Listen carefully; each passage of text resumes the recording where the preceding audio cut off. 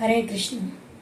శ్రీల ప్రభుపాదుల వారి అద్భుతమైన చిన్ని గ్రంథాల్లో కృష్ణుడి చేరే మార్గం అనేది చాలా ప్రముఖమైనది.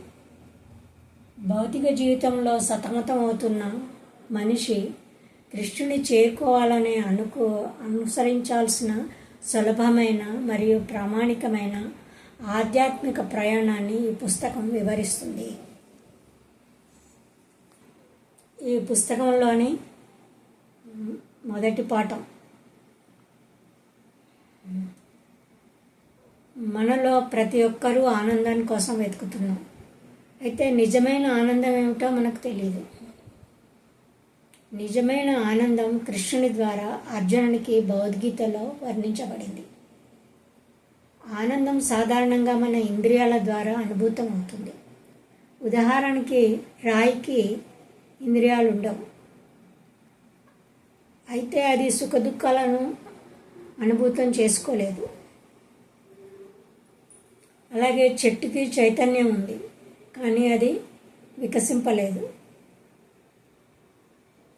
మనిషి చెట్టులాగా 3 రోజులు అంతకంటే ఎక్కువ సమయం నిలబడి ఉండమని అడిగితే దానికి ఒప్పుకోలేడు.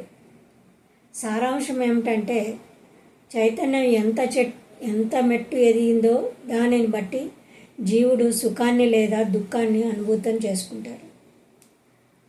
భౌతిక జగత్తులో మనం అనుభవించే సుఖం నిజమైన సుఖం కాదు.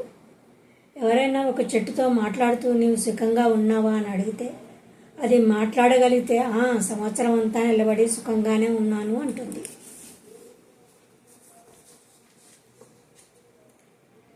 ఒక పశువు చంపబడుతున్నట్లు చేసిన వేరొక పశువు తన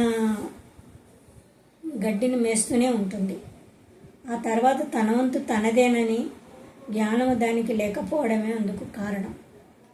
తాను సుఖంగా ఉన్నట్టు అది తలచిన మరుక్షణమే అది వధింపబడుతుంది. ఈ రకంగా అనేక తరగతుల సుఖాలు ఉన్నాయి. అయినా వాటన్నిటిలో మహోన్నతమైన సుఖం ఏది? శ్రీకృష్ణుడు ఈ విషయం గురించి అర్జునుడికి ఇలా చెప్పాడు. సుఖమాత్య నిత్యం యత్తద్బుద్ధి గ్రాహ్యామది నిత్యం వేత్తి యత్రత్న చైవాయం స్థితచ్చల తత్వతః. అట్టి ఆనందమయ స్థితిలో మనిషి అపరిమితమైన దివ్యానందంలో స్థితిని పొంది దివ్యేంద్రియాల ద్వారా ఆనందాన్ని అనుభవిస్తూ ఉంటాడు.